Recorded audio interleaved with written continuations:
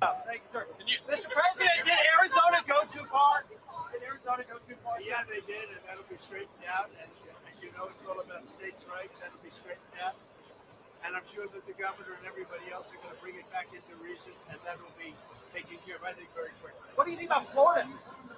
Florida's probably.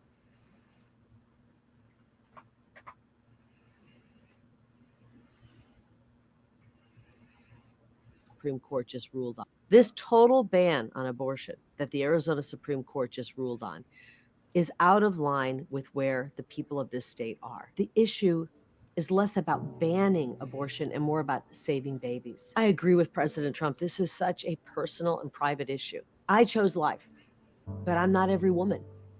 I want to make sure that every woman who finds herself pregnant has more choices so that she can make that choice that I made. I'll never forget the first time I got pregnant, taking that pregnancy test, looking down, and I was excited, but I'll be honest, I was afraid as well. I was nervous.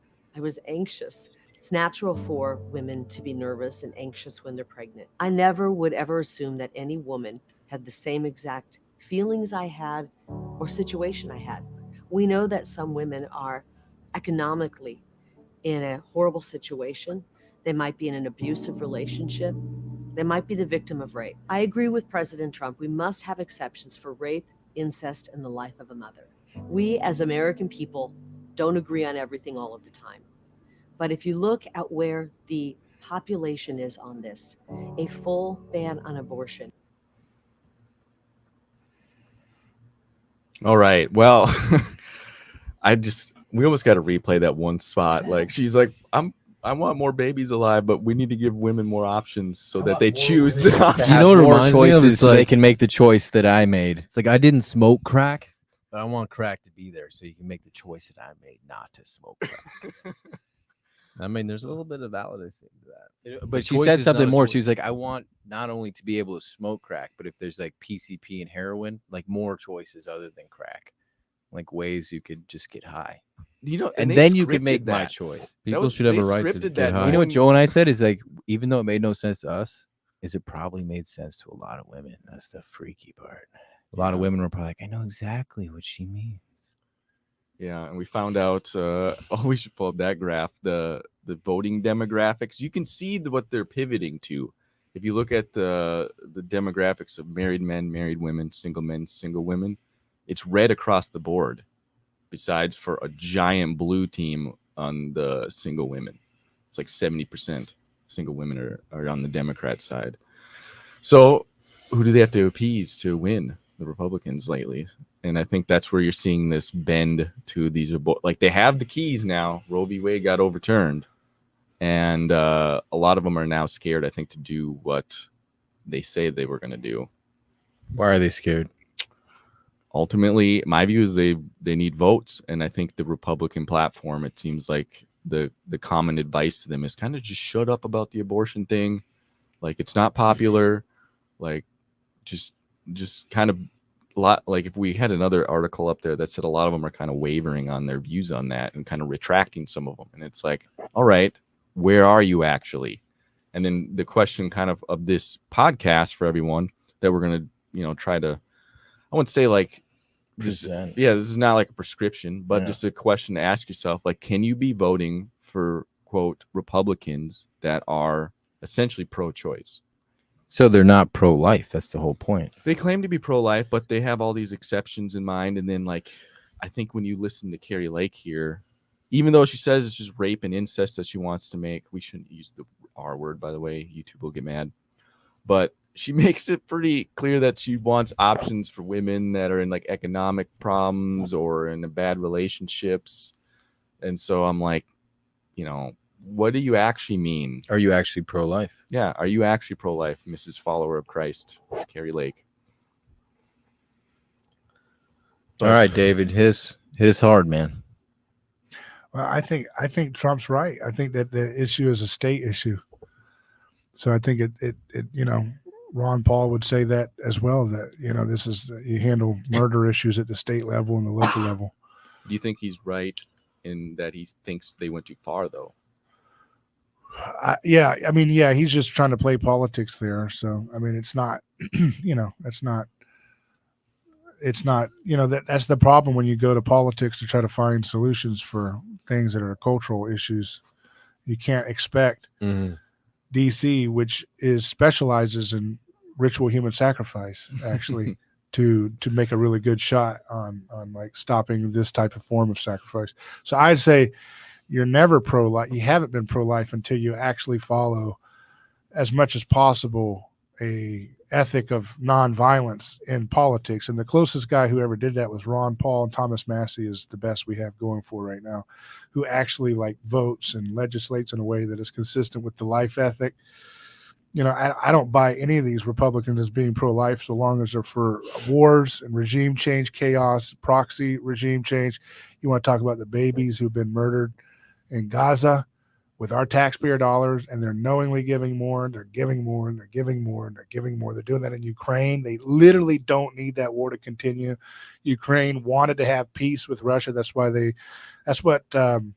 Zelensky ran on. He actually ran on a campaign of normalizing relations with Russia. Just like all the candidates who typically are relatively non-interventionist are the ones that typically win and then they go to war. Remember George W. Bush in 2000 ran on a humble foreign policy, stay out of entangling alliances, and then he took us to all these crazy wars. Obama was the peace candidate in 2008. He won on, hey, let's stop doing the Bush wars. And then he continued all the drone strikes and chaos around the Middle East. And then, even Trump, he didn't start a new war, but he certainly continued on some of the stuff going on a little bit in 2016. He was probably the closest to a pro-life peace candidate that we've had elected in the presidential office, although he's certainly not a pro-life candidate from like my perspective. Politically, he's done more for the pro-life movement than any of those other people.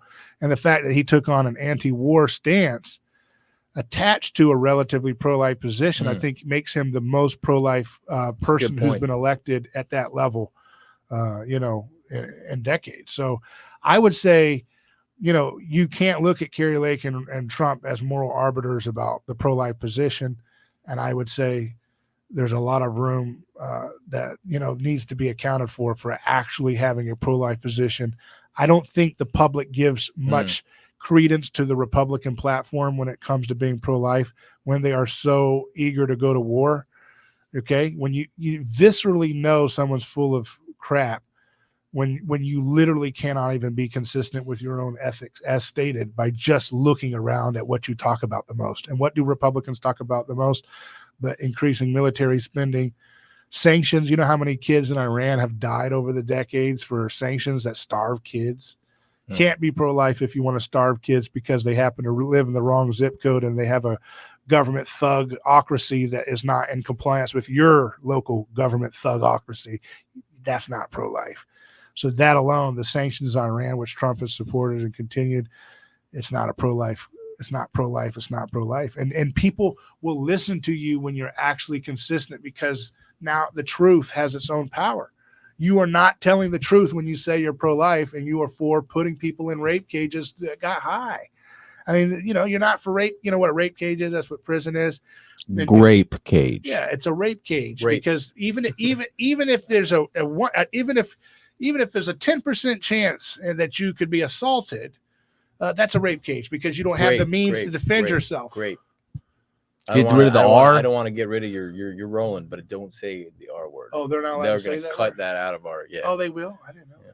I don't know anything about that. I wouldn't have known if it wasn't for Mike. I thought you were saying Mike's the guy who helps. People avoid the word because of YouTube. Suicide. That must have been weird. Us going like this. Oh, I thought you were saying more. No. You can talk about rape. say it more if you want. Rape or suicide. But I think blew a blind. Yeah, suicide. I think I think to rein in the conversation though, just from like I kind of want to there's obviously war, geopolitics stuff that's going to be endless and forever, but I think Christians right now, it's kind of a unique time in history because we have a pro-life.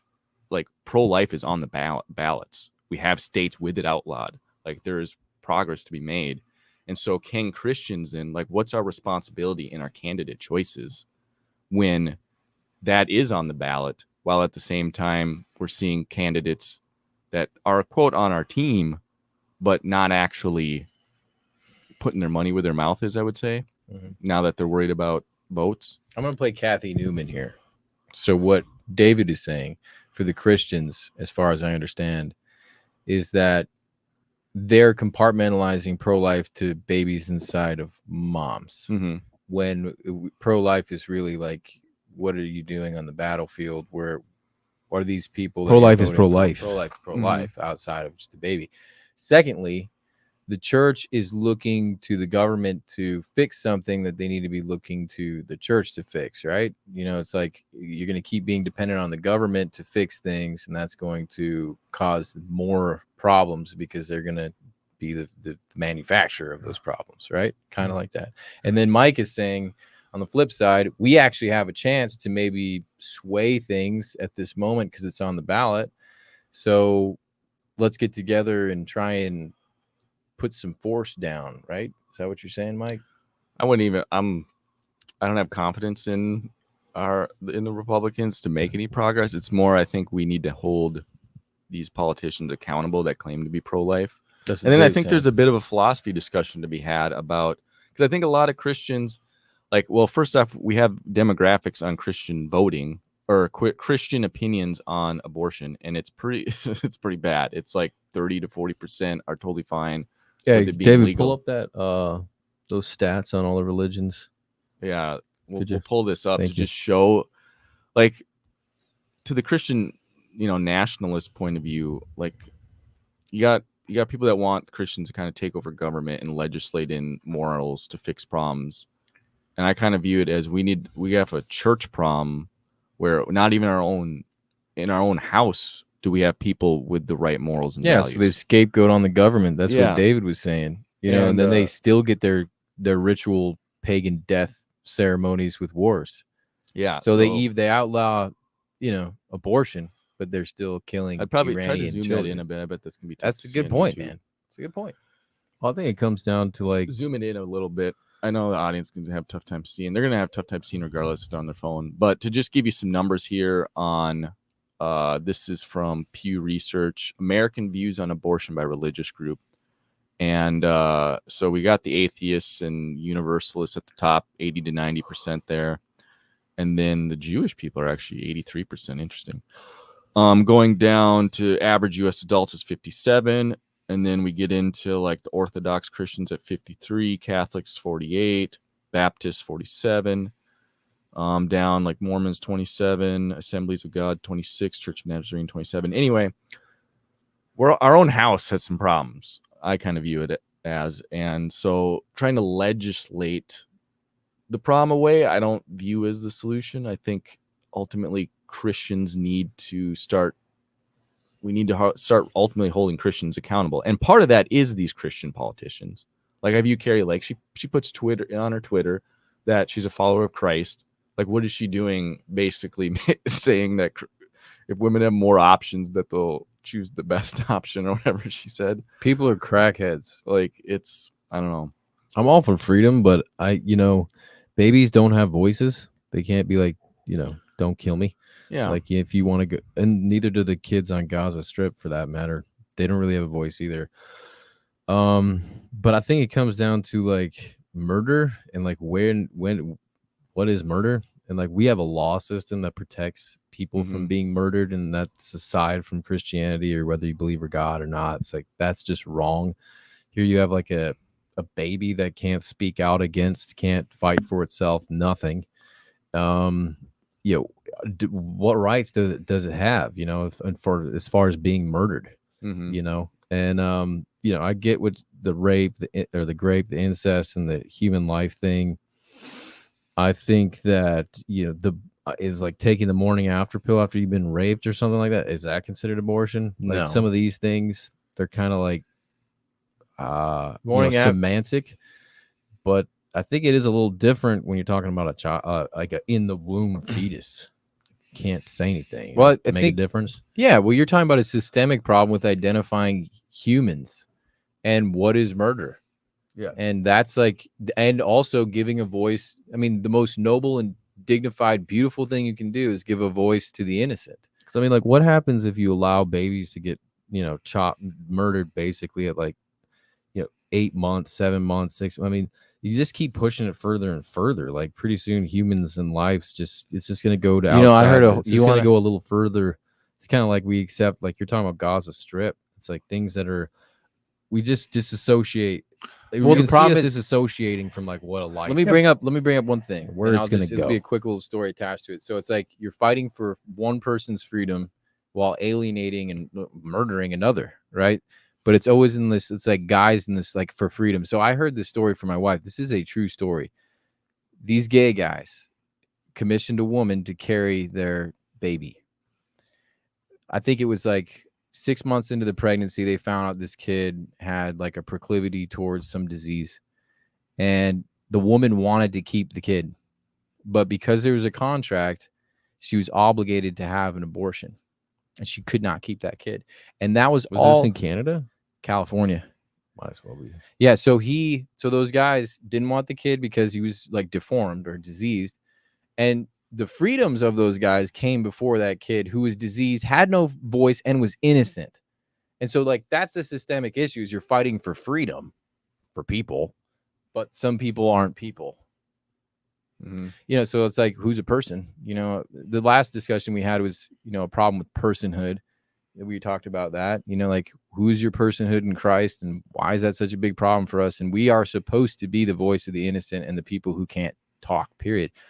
But the systemic issue, that's what Dave was kind of getting at, which I support, because I think we're scapegoating on church responsibilities, which is going to cause a cycle of us being unhappy with the government after, even if we do add pressure. And to me, if you go look at the church denominations, can we look at that again? Let me show you something. So here's the problem, okay, is that these numbers, the way they're scaling up like this, they're flipped when it comes to something like the drug war, support for the drug war, support for these wars and sanctions against Iran and Gaza. All those numbers that are looking like that, they're going to flip, generally speaking. So these ones that are super good on the pro-life issue on the unborn, they're going to look super kill the kids when it's appropriate. And that's the problem. Because if you try to surgically go into a culture and say, I'm going to put a law on this to stop this form of human sacrifice, but you haven't addressed all the other forms of the human sacrifice going on. And in fact, churches oftentimes, or people going to church are oftentimes leading the charge and continuing to a grotesque degree those types of sacrifice. You have not dealt with the cancer of the disease. You haven't dealt with the disease. You've gone in and surgically, it's like going into a tumor, and you got a tumor or something, and the doctor says, we're going to go in here and take out this piece of it, and we're not going to do anything else. And you say, well, you don't want to, and so you're asking me the question, what do you second? You don't want us to have a law where we go in and take a piece of the tumor out? And I'm like, why? That's not, I mean, look, I want laws there, but those are a Band-Aid to a problem that's much deeper, which is our cultural appetite for sacrificial violence. We have a cheapened view of life, period. And until you address that at the church level, they're not going to be a relevant voice in terms of talking about the pro-life issue, because the culture really thinks they're full of it. And in some sense, the left has a point when they say that they're scapegoating the woman, because if that's the only type that you'd stand up for life is when it's in the womb, then from their perspective, it looks like you're selectively targeting a group that you have some kind of Freudian, that from their perspective, some kind of Freudian hang up with sex. And so you're selectively, placing the heavy burden of state intervention on that form of coercion in a way which scapegoats and marginalizes women, and single women, particularly, who are the biggest on this issue, I guess. And therefore that doesn't speak to the truth and the beauty and the goodness of reality. So in order to speak to reality, you have to speak it with full truth, goodness, and beauty, all incorporated, which means you can't selectively target one part of the tumor, which says this is the baby part of our sacrificial appetite. Let's clip that off. And then really get really upset when they fighting over with you. And you're like, if you came with the whole package, a lot of people would come along. A lot of people went along with Ron Paul. He had a lot of young people. He was in universities where they're filled with the biggest pro-abortion advocates. And he had 10,000 people pack stadiums because he was speaking a message of peace when it came to human life outside of the womb and in the womb. He was very pro-life. He believed it should be left to the states. He was an OBGYN doctor, so he actually knew what he was talking about. He delivered Selena, the singer. He delivered over 5,000 babies. He had stories of there's a story in the 1970s. A black man came into his hospital. His wife was pregnant. Nobody wanted to take care of her because it was back with segregation in the South. And Ron Paul took care of the baby and delivered the baby. It actually ended up being stillborn, but he took care of his wife and everything, didn't ask for a single dime. Okay, so he was truly pro-life. And guess what? When so-called pro-life Republicans had the chance, they couldn't stand the sight of Ron Paul when it came to supporting people like Newt Gingrich and Mitt Romney and John McCain, who would ostensibly say they're for a federal abortion ban, but they didn't mean it. It was all just a gimmick. So I disagree with Trump and those guys to the extent that they attack the state election, the state bans. I think states should work these things out. It's not going to get you the results you want because we have a bigger cancerous tumor called addiction to human sacrifice and a cheapening of human life.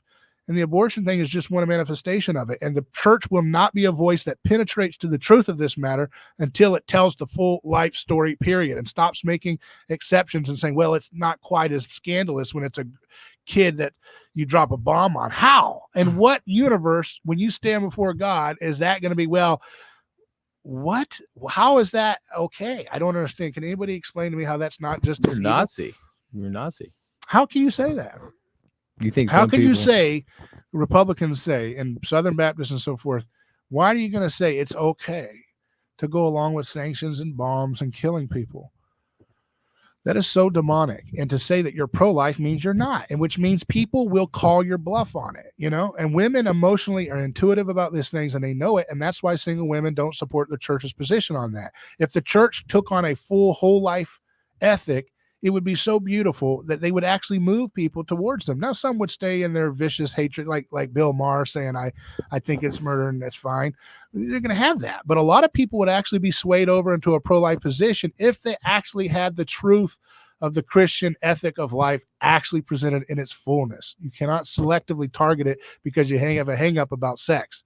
You got to present it like you said. I'm fully behind everything you just said, bro. It strikes the core. And you can't. We talked about Bible study, selective outrage with sin, right? Yeah. So it's like that selective outrage where it's like one that everybody knows, and they're going to pay special attention to it, and it kind of puts everything else on the bench. I just find it so smug, personally, when you get people who know better, and they think they're righteous because they're so pro-life. I remember like a church lady or something. Oh, I'm going to go and support this, ban attack on. We're going to make sure we lock up these kids for getting high on marijuana. And then I'm also going to vote for this pro-life amendment. And I'm like, how is that the same ethic? What God do you want? God desires mercy, not sacrifice. Do not resist evil with violence. We're talking about a violence issue here. And what happens is it's a way of kind of like selectively targeting your rival in culture. And I think there's a lot of churchy people who do kind of have a mimetic rivalry. Scapegoat too. They have a kind of mimetic rivalry with like the heathen single woman and men crowd that are aborting. They're like, I actually think I'm just saying this. I actually think they have a kind of envy. Well, how do they get to be free? Why do they get to just sleep around? Why do they get to be like able to abort their kids? I had to go through the hardship. I had to go through. And so they have a good position sometimes for the wrong motivations are mixed in with good motivations. And it's just not so cut and dry as I'm a good guy because I'm pro-life, because I think a lot of times these people say that. And again, it's motivated more about being in opposition to their neighbor who they culturally are jealous of. And they're like, well, why do they get to live like that? That they're the cool kids. I don't want to be. So I'm going to get them back. I'm going to get you back. I'm going to get you back. Okay, what do you actually see? That's what Gerard says. When you fight so much because you want to be in rivalry with your neighbor, you lose sight of the object itself, right? And you get in such rivalry with one another. At first, we were fighting over that phone. I think that's mine. You're like, no, that's mine, dude. And I'm like, no, that's mine. And then the whole thing spills out into a rivalry that never stops. At some point, the phone fades away. Yeah. And now we're just obsessed with one-upping one another. And that's what's happening with the pro-life movement in its reaction to the left, is that it's forgotten what the point of it is, life and its sacredness. And so it's divorced it from all of the actual truth of life, which is that you don't have a right to use violence against people. You don't have a right to drop a bomb on somebody because of your theology or some stupid idea you got from some quack from 100 years ago who no one ever heard of for 2,000 years in the church. Yeah. Darby. It's just not as fun, man. Well, It's I think not as there's- fun. I think it's not as Schofield. fun. I think there's like an element of, because we saw it with the gay marriage stuff too, is where Christians, and I think it's rightfully so, when something that is they view sinful or horrific like abortion is literally put in culture as something that's glorified, whether it be the LGBT stuff, you know, you got people celebrating their abortions, like you're gonna have a selective outrage on it, and I personally think that is warranted in those cases, because you don't have them, Christians marching about anything else. It's stuff that's usually like a sin issue. It's stuff that's specifically glorified in our culture as like, this is fine, this is great, we don't view it as bad. And I think there's a warrant for some of that. Mhm. Like, it's not good to go like, the drug war isn't productive or good, but it's also not good. Like, no one's glorifying drug use in the way that people are glorifying abortion, I would say. I get what you're saying, Mike. It's like, are they glorifying? Like, there's a lot of pastors who are glorifying the war in Jerusalem, the Gaza Strip and people dying out there. Yeah. But it's I get what you're saying. I know where is that like They call them Amalekites. Amalekites. Yeah. how murder and common is kill. that though? Is that like Greg Locke and like two of his buddies? It's actually, depending on how much is attached to it. It's Like, not as glorious as it used to be, but it's still there. That spirit of like, they're Amalekites, wipe them all out, turn them into glass. I They feel say like that. the- That's the- still a thing. well, It's a boomer thing more, but it's still. you think about like just they're saying pro-choice. That's what the focus is on. Is giving someone a choice. And the idea is like that choice happens when you choose to bang that person. Yeah, you're solving another sin. That's what you're doing. But the choice is like it's like freedom. Like, I'm pro freedom. I want people to have choices. I think that's part of the way that the law should be. You should be able to make, because like you go down that rabbit hole and then you're living in like a tyrannical place where they tell you who but you can don't live get and who can't. choices on murdering. It is murder. At Yeah, some so point that- it is. Like, right. I So mean, that's if you're, that's like the libertarian kind of like Tommy Lahren. I remember her and if you trying can to say take a that. piece of the tumor out, why not take a little bit of it out if you can, right? Like, that sounds like a good idea than having like the biggest tumor possible. I mean, we want to excise the whole thing, but like most people don't see these issues the way that you do, David. But then they're not Christian. They don't. You have to see- imitate Christ. Imitate Christ means you have to defend your neighbor against the mob no matter what. Well, I And think if you what- can't put that together, that's a problem. Well, with your conscience. David. So like, let's look at That's it. a problem with your conscience. Would Wake you- up. We need to smoke out the fake. Let's have a white hype. people. Let's do have it. the Let's real do a people let's stand do a up. hypothetical here, okay? So we want to get the whole tumor, right? Everybody wants to get the whole tumor. I think what you're pointing at is that people don't understand there's a whole tumor. So if they were understanding there was a whole tumor, it's like, let's take out some of this and then get to that, right? But you're saying that most of They the have an Christians idolatrous- don't even know. Yeah, it's so deeper You know, than what I've because- even said, because they have an idolatrous because if what- relationship to the state. They If worship what- the state. If You what also Joe said- was saying is right, because like take for instance a believer, just for the sake, like take for instance, let's use Mike as an example. He believes war is bad. He believes that the unborn child and the kid who's dying in the Middle East is equally, like, he's not supporting any of these things. But he's like, let's take the small win with the abortion, get to the kid on the Gaza Strip. Like that would be a different frame of mind. It's like a 1%er in the church. That's a very So rare 1%er. representing So I get that point. So if we can kind of, meet in the middle there, that's what we want, is to educate the people so they understand there's a bigger tumor. Yeah. But this is just a piece of it. But let's take that piece of I it. just- Is it that rare? I just think it's ridiculous. I know it's rare. I know a lot of people in my experience, they don't view war as murder, or to kill a man as murder. Like, it's a tough conversation in church where they're like, hey, when can I exercise violence? Like, when is war okay for our country? Like, I know that's a hard conversation. Like, a lot of people, I know that Because I'm our like, economy is built on war. That's why it's a very Industrial. warmongering place. so it's like, Our little small towns and red states are all filled with little bases, and you've got every small town's got a jail and a prison that's making money off of assault every day of nonviolent people destroying families. We are so sick and twistedly addicted to violence, it's not even funny. And the church needs to wake up and look in the mirror and stop acting like a coward, face the reality that they are not imitating Christ. They're imitating Caesar, and you can't get results doing it that way. The lukewarm people get spewed out of the body of Christ, and it's time to have people rather be hot or cold. And I want some heat. It's time to have some life. Well, there's a lot of Life things. requires heat. Like there's a concept of pagan instinct, right? Like the bloodlust, the need for propitiation, sending your sons out to war. Mm-hmm. Like it's like a lust. It's like a desire, Mm-hmm. and I don't think people know that that's in them. When they accept Christ, there's a transformation where you accept him as a propitiation, but these concepts aren't meeting their point. So you have a very fractured understanding of like where the battlefront is. So they'll say like, yeah, we're fighting for abortion. That's life, bro.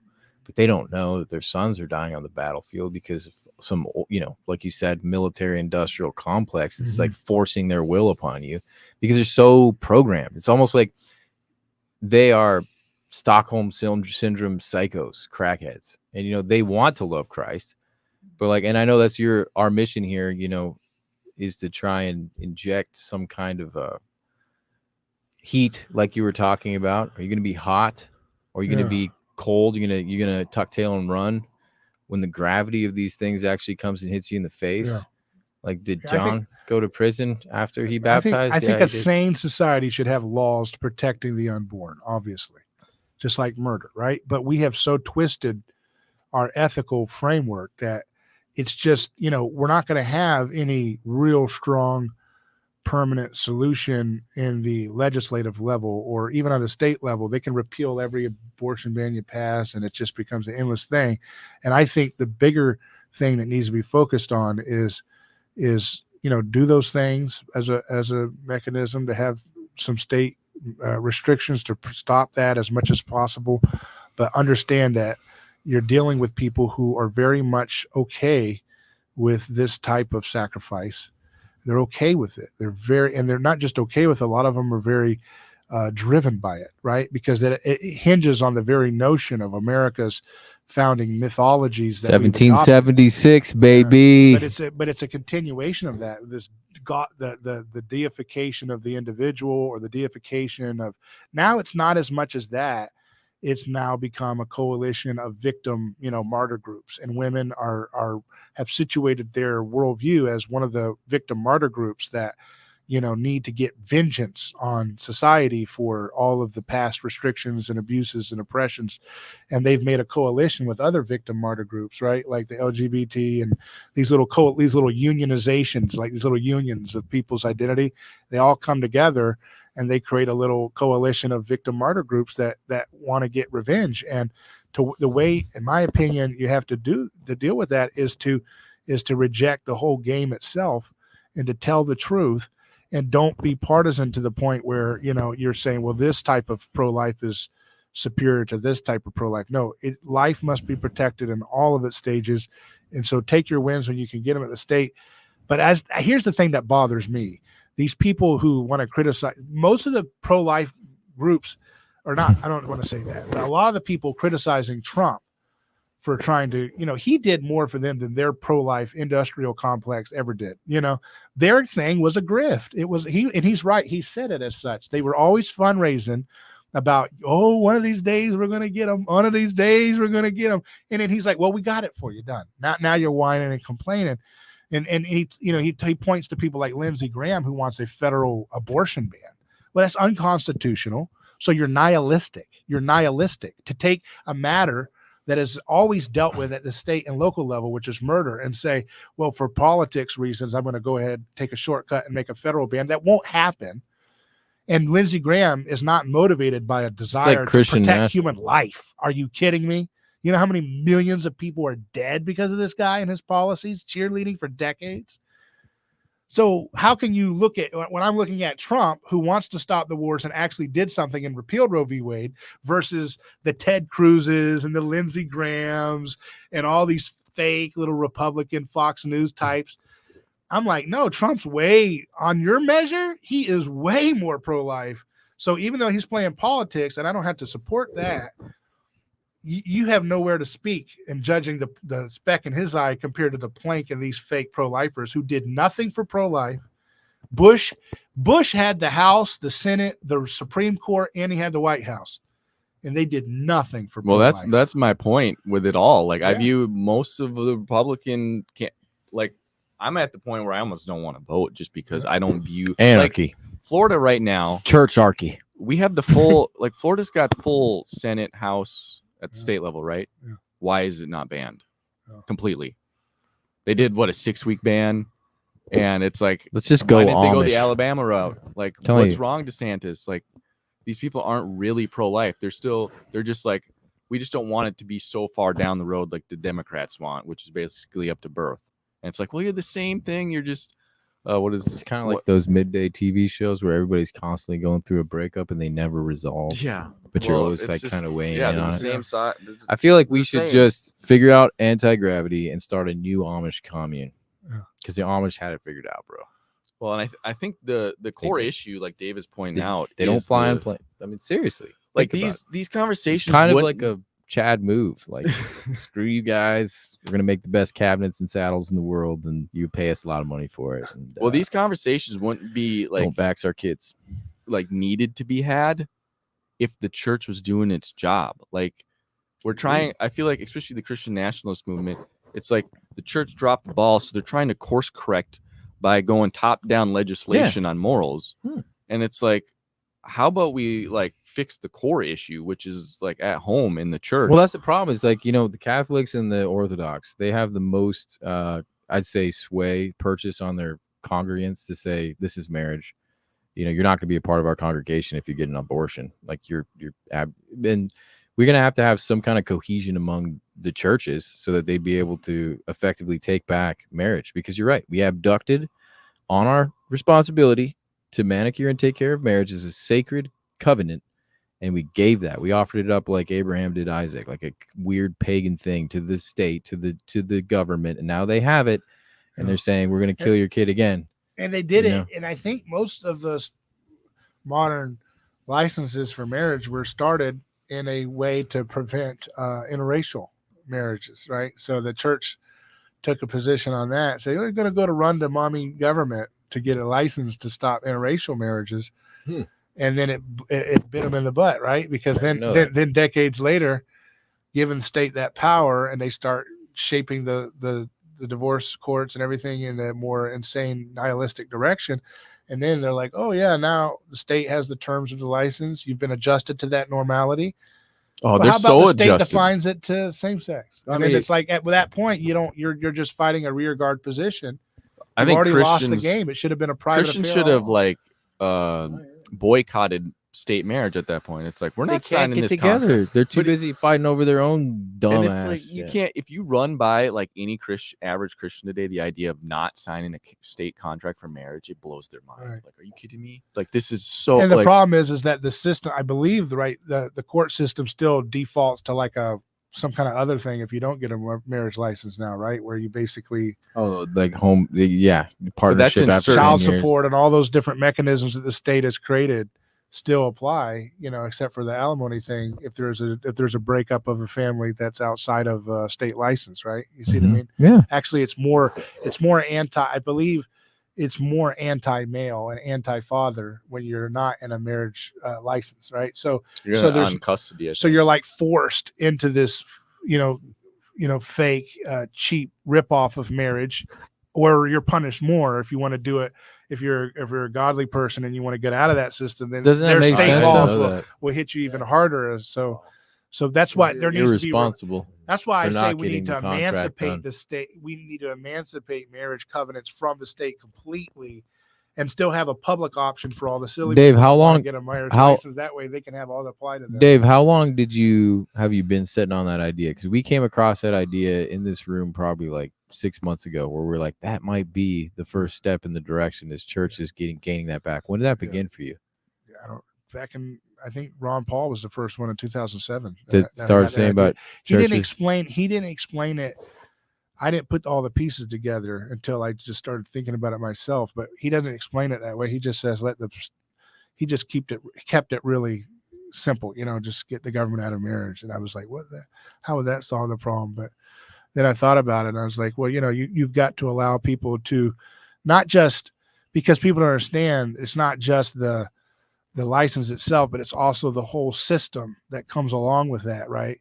Is that you might go to your church and they might say, no, we don't allow for no fault divorce. You need to have real serious, evidence of something really bad. It needs to be very, you can't just say I'm in love with a new person and I can destroy my children's life. There needs to be protection for children's rights in these covenants, right? And that's something that church institutions could have to sink or swim on. And we did start to see who's the really cowardly churches, like the COVID churches, who would basically create toothless covenants just like their government counterparts already do.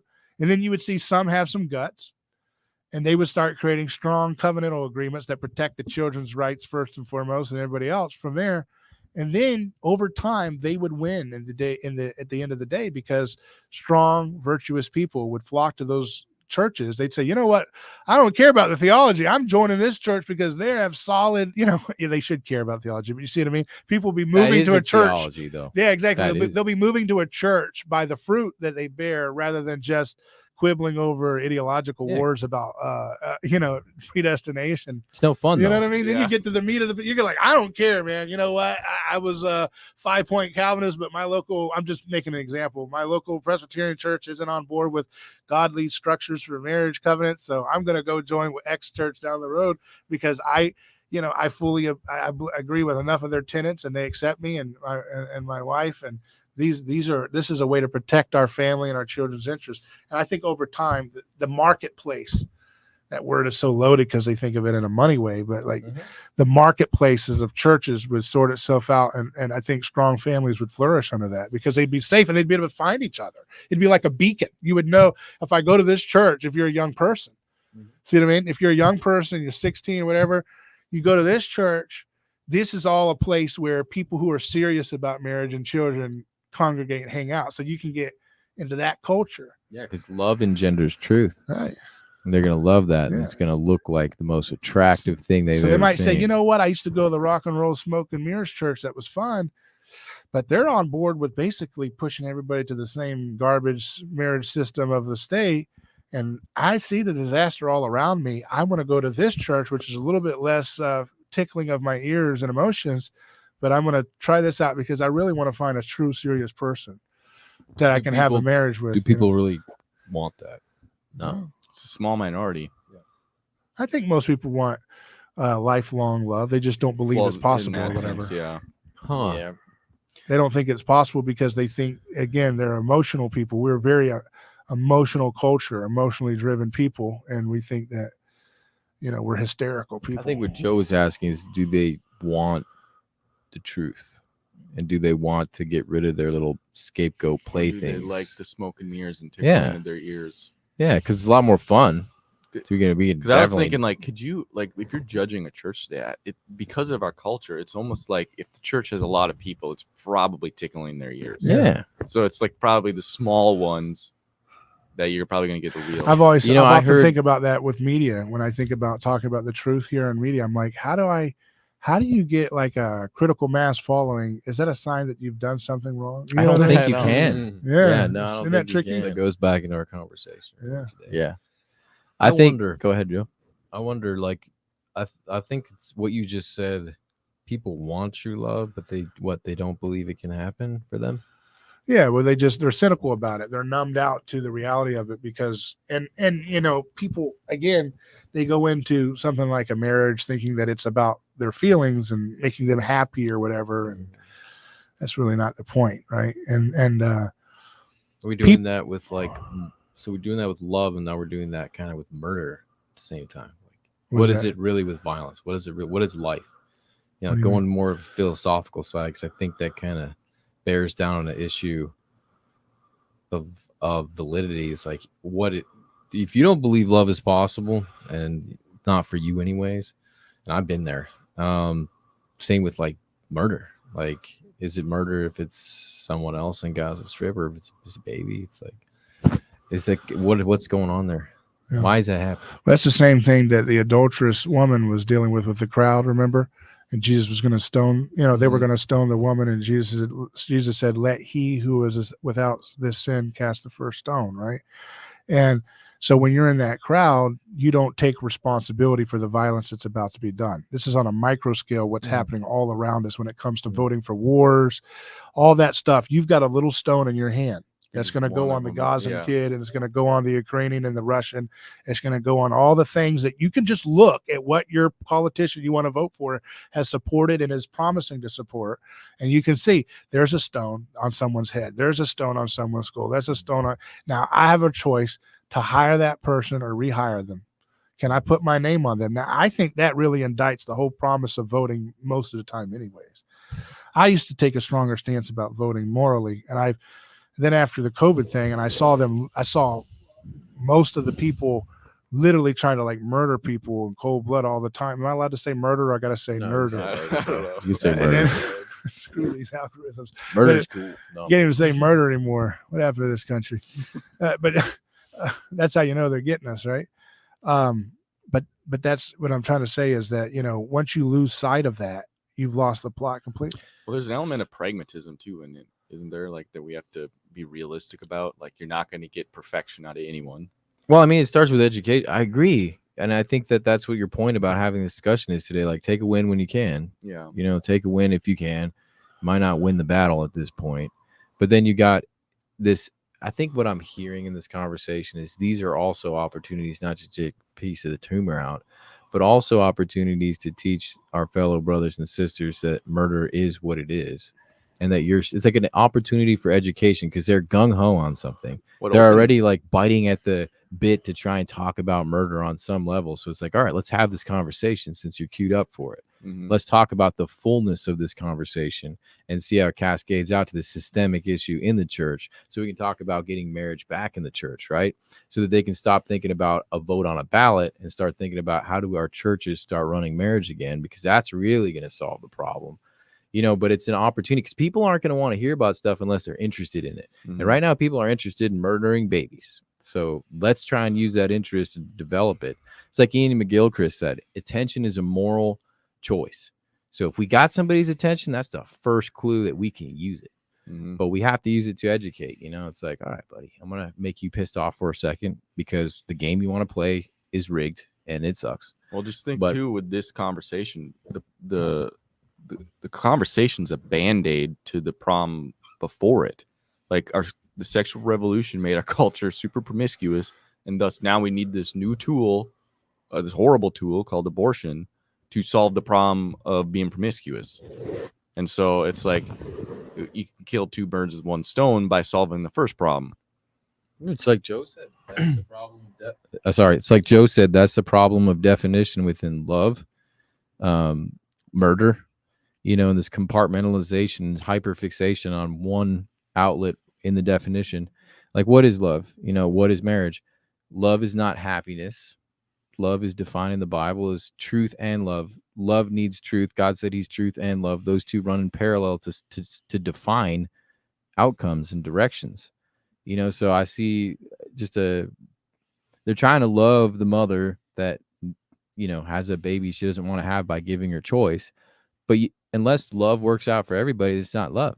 It's just a preference. It's having a favorite. And that's short, not love. It's short-term love for the mother because the damage it does to her for making that decision, I think, is, it's irreversible. It's just like all the people out there who have bad dreams at night. They have bad dreams because bad things happened. And their subconscious, no matter how many excuses they make, it's still going to haunt them. They're going to wake up in a pool of sweat and go, man, that thank God put that law on people's hearts, and that is a little pressure point we can use.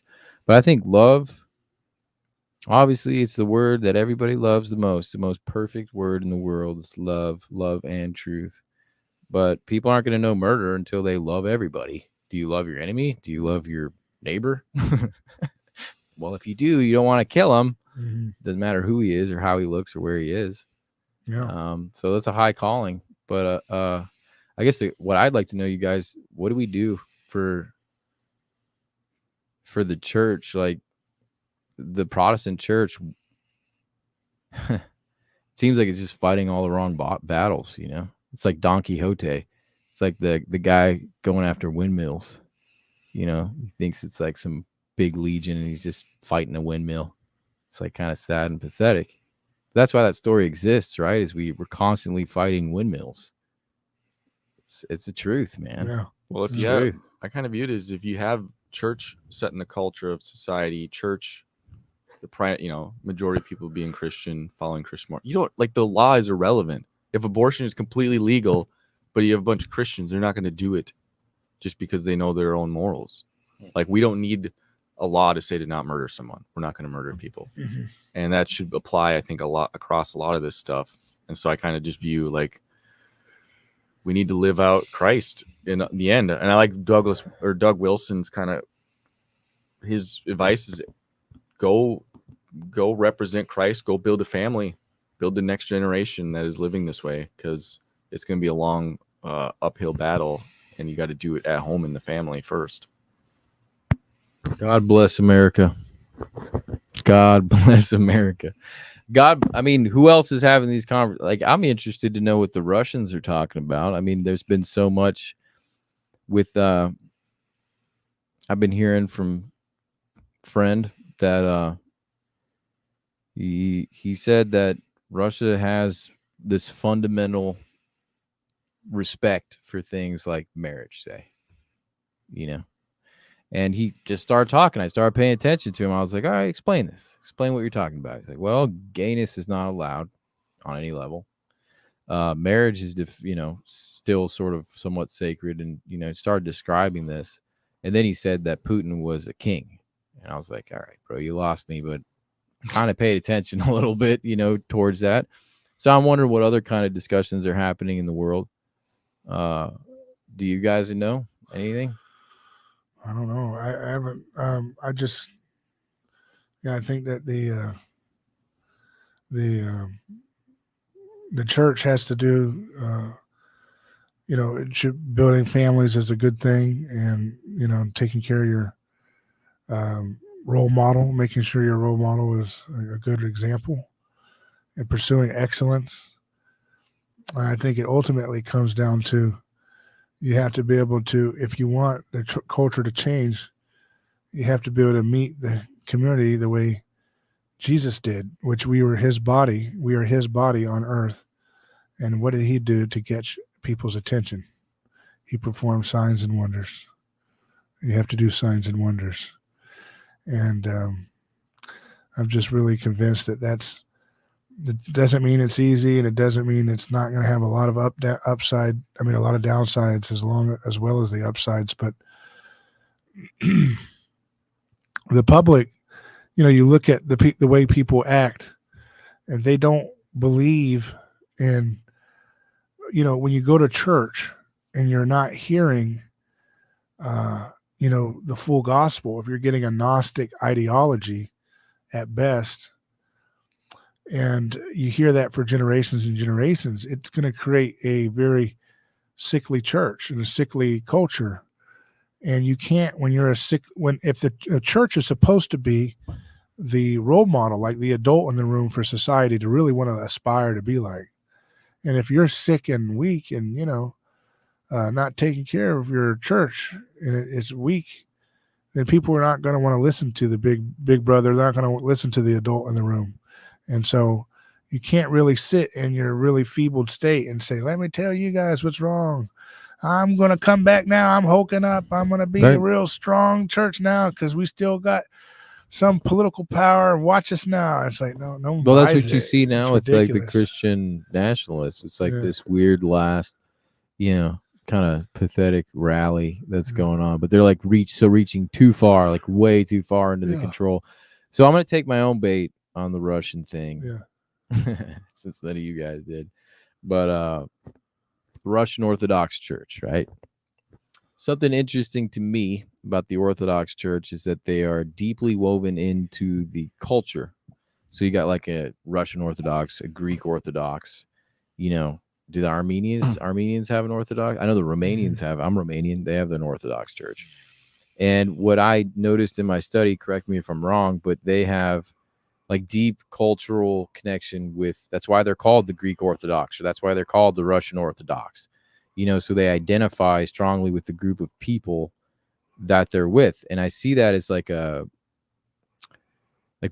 I don't even want to, Father Turbo, if you're listening, I'm not calling myself a Protestant anymore, but identifying in that means nothing. It means nothing.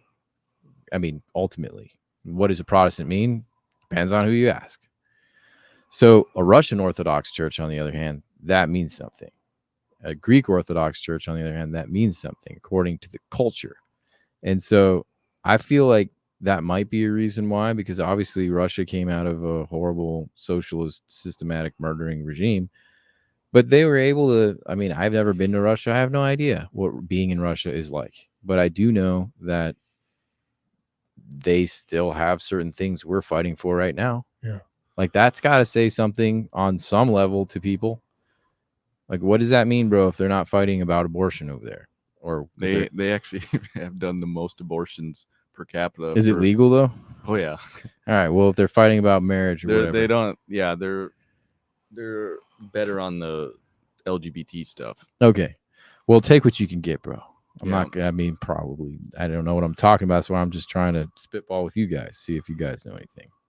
But that is something that I feel is interesting, because you saw the Catholics try and make their church a political apparatus, and it failed. So like there must be some middle ground where like the church. I believe in enjoys politics in the cult. church, but it's just different type of politics. Right. It's just, this looks different, So Feels it doesn't different. come from a legislative, that's really kind of the rear guard. That's like the afterthought about what you should do politically. Like, I don't mind that a little bit, but I think all the action is in the culture, and it's in the world of art, and it's in the world of science. So that's where I think all of our focus should be. And I want to have programs where people are talking about, instead of, I want to do the pro-life thing because it's important, but I think if we did more programs at churches teaching Christian engineering, Christian nuclear technology, and Christian chemistry. You mean you don't want to sell like doTERRA oils? You don't think that's cool, bro? Oh man, It's not good enough for you. Some essential oils. Oh, I don't know. MLMs in the church. But like if we Speak to that. yeah. Like, what did the church do historically? Yeah. What was its Isaac Newton was a Christian, all Galileo. these great people were Christians. Galileo was a Christian. Francis Bacon was probably a Christian. You had a lot of folks who, Tesla was a Christian. His father was an Orthodox priest, and his mother was very bright. So it's kind of like the Signs and Wonders. Yeah, that's what I'm trying to say, is that you've got to be able to, like, okay, let's roll back. Where did there's a lot to it, but like, where did this enthronement of nihilistic atheism start? And it started around the there's a lot of ways to look at it, but America had this growing love of scientism and the elevation of technocrats who could come together and create all these marvels and stuff through scientism. And I think that Christians stole people's hearts, right? It worked. Yeah, but Christians, they took a reactionary perspective, people who are religiously Christian, and they said, well, we're going to focus on the private domain of the soul. You guys focus on, heart surgery and, cures for cancer and creating energy and stuff. And we're going to be the guys that get your ethics cleaned up when you want to get right with God or whatever. And that is just not the point at all about Christianity. And see, when I say that, it's so alien to people because they can't imagine. No, when you repent and clean up your life and renew your mind and your actions, it's not that, like God does not, the point of being a Christian in the Christian worldview is not that, God really wants you to get so holy that when you sneeze, you say, I'm sorry, I offended you when I sneezed. But that's unfortunately the end result of the kind of holiness, pietism. That's not superficial. Holiness. It's not real piety. holiness. Superficial piety. Yeah. It's like those. It's not even. movies. I mean, it is superficial, but these people are really serious about it. But it just doesn't go anywhere because it's not Christianity. You know what I mean? It's a very, what is called conservative, pious Christianity. Unfortunately, sometimes is not. It's not. It even is well-meaning in some level, but it's just not Christianity. Because Christianity is an action thing, and Christianity is about once you're restored in the new Adam, you are in a better place than the first Adam. And the first Adam was not created by God so that when he sneezed in an offensive way, that he would say, "I'm so sorry, Eve. Just please forgive me. I'm But it's also not like it's just so sinful in the way I sneezed so audaciously next to you while you were eating a." it's not like Yeah, Christians that's are not the becoming point. monks. It's not like Christians are becoming monks. So like, you know, I got a slew of engineer buddies. They're all Christian. Like I feel Right. like Christians are heavily involved in the Right, academics. but guess why? It's because they have a Cartesian dualistic approach. The private space is that, and the superstars of private religion is are the theologians and the monks. So I can't be those. I'm a salesman. I'm a whatever, and I'm just going to compartmentalize my life and be a mediocre on the pious stuff. Can't measure up to the monk level. Can't measure up to the theologian level. But that's my Christian department of my life, and then the rest is this neutral space, wherein you ostensibly say I'm doing it for the glory of God, but you're not really thinking. You're not actually thinking the way Christ would think about what you're doing. You're just kind of like putting a little salt and pepper or a little garnish that looks, this is for Christ, but you're not. You're just chasing the rat race. You know, Stephen Meyer, or Mayer, Is Stephen that Mayer, the scientist? God Yeah, hypothesis, yeah, signature in yeah. the cell, Darwin's Yeah. doubt. You know what I think is really apparent is the scientists that take their faith seriously, engineers, people who are glorifying God seeing their endeavor as art, because art has something that it speaks that's more than just getting a job done, accomplishing a task. It's Mhm. like something that has weight to it in like Mhm. a pleasing way, like a gold ring has weight to Yeah. it. He's in his book, he doesn't have to fight many theological battles. All he says is like, this is the way it is, how beautiful it is. Like, and I love looking at this stuff through the eyes of a saved man, through the eyes of a servant of Christ. And you can see that his renewed mind gives him those insights. Like he's actually using the keys of the kingdom, so to speak, to give people freedom in their thinking. But I totally agree. The scientific materialism, like the Renaissance, gave way to where it's just like only for the secular people to hold that torch, and they're the torch bearers. Yeah. And we're sort of second-class citizens as we reside in the ethics and moral issues. And it doesn't make any sense. Yeah. But like, look at Bach. He was arguably the best composer in history. Every single piece of work he made, he dedicated it to God. And each one of those pieces of work is a testimony to the brilliance of a man who worships God in his work. So I do think that needs to be, brought back in a sense that's more profound, where people are expecting that to happen, like with you, with the anti-gravity, with the technology that's, I mean, you got to be kind of nihilistic to think that there's not technology that exists that make everybody's lives awesome. I mean, just like the story we were bringing up about Tesla talking to Carnegie or whoever, who's making all the wires, and Tesla's like, we're going to get rid of wires. Isn't this exciting? And he's like, no, wires suck and they fail and they break, and I sell wires. So I mean, there's people out there who want things to suck and live in the Stone Age, who are monetizing failure.